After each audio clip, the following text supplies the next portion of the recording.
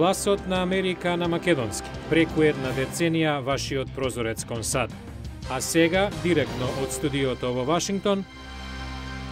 Добро вечер, ова е ТВ журналот Ньюсфлеш на Гласот на Америка на македонски, а со вас во оваа емисија ќе биде Јулија Велковска.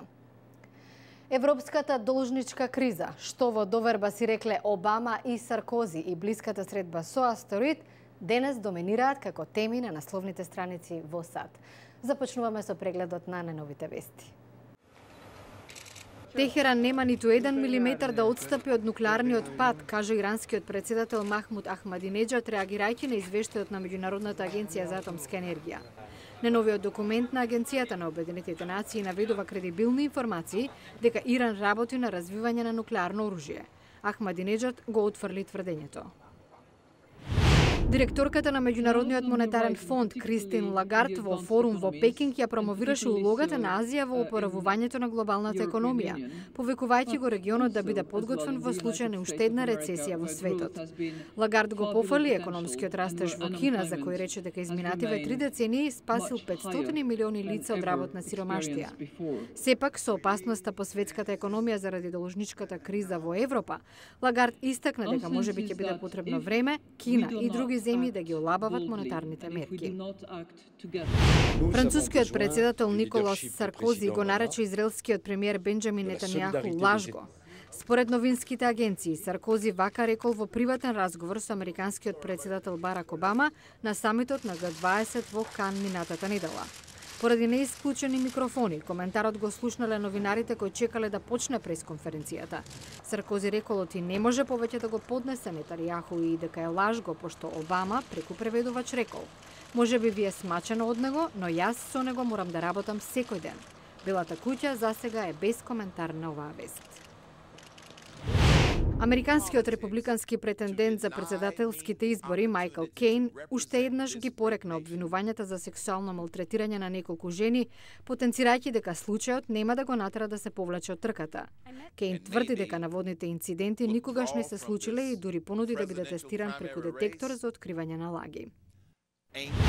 Астероид со диаметар од 400 метри синоќа помина покрај Земјата на оддалеченост помала од онаа на месечината, најблиска средба од ваков вид изминативе 30 години.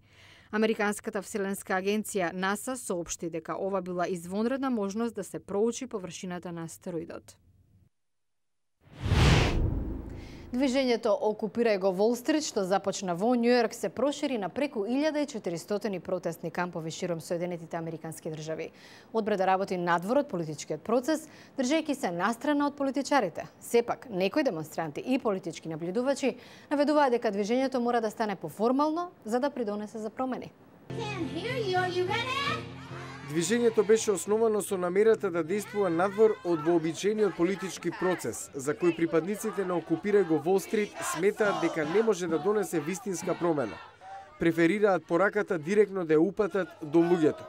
Карен Конер од Институтот за економска политика гледа дека се менува политичкиот тон во земјата.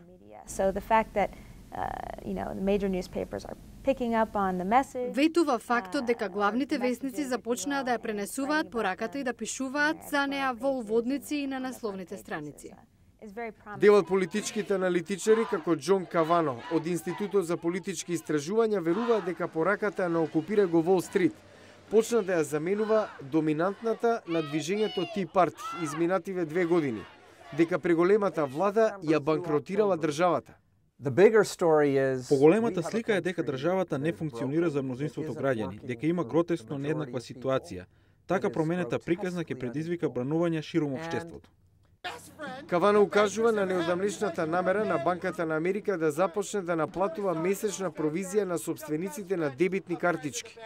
По гневната реакција на јавноста, банката се откажа од намерата. Дојде до протести и банките реагираа. Мислам дека во банкарскиот свет дојде до дискусија што треба да сториме за да ја смириме ситуацијата. Демонстрантите пак велат излегле на улиците за да останат таму. Ова е Мајкл Бергстон од Њујорк. Мнозинството во оваа земја има проблеми и ним треба да им се помогне. Волстрит тоа може да си го дозволи. Движењето планира да ги окупира канцелариите на републиканските председателски кандидати.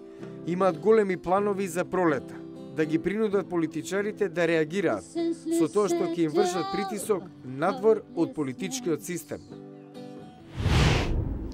Обединетите нации проценуваат дека најмалку 6,4 милиони метрички тони пластика годишно завршува во океаните. Според најнови истражувања во некои области пластиката дури ја надминува количината на зоопланктонот, основата на океанскиот синџир на исхрана. Годишно во светот се произведуваат меѓу 250 и 300 милиони тони пластика. Од тоа под 5% се рециклира, а речиси 3% завршува во океаните. Отпадот усмртува милиони морски суштества, стои во новата книга Пластичен океан на екологот и бродски капетан Чарлс Мур. Годишно умираат на 100.000 од подмладокот на албатросите со стомаци полни пластика и околу 100.000 морски цицачи заплеткани во неа. Мур, основач на фондацијата Алгалита за поморско истражување, собира примероци од океаните и добива алармантни податоци за човековата негрижа. Пластиката ќе остане во океаните со векови, нема каде да оди, а ние само додаваме нови количини. Не само во океаните, со себе носи вреќа песок собрана од плажа на Хаваите. Анализата покажала дека 90% од составот е пластика. Во книгата Пластичен океан, Чарлс Мур ова загадување го нарекува поопасно по опстанокот и од климатските промени и повикува на заштита на океаните, каде и започнал животот во полза на идните генерации. А утре во Newsflash есенски саем и сезоната на панаѓури е во полнек. Мирисот на храната маме од секој штанд, но и вишок од килограми и опасноста по здравието. Не пропуштајте наредната емисија. Утре во Newsflash се влегува во фритезата. На панаѓур во Северна Каролина работи за кои не сте ни сонувале дека може да бидат пржени. Гледајте утре во Newsflash. Го гледавте Newsflash на гласот на Америка на македонски, а јас сум Јулија Велковска од студиото во Вашингтон. За најнови содржини посетете нашата веб страница glasnaamerika.com. Пријатна вечер, ви благодарам на вниманието и гледајте ни утре.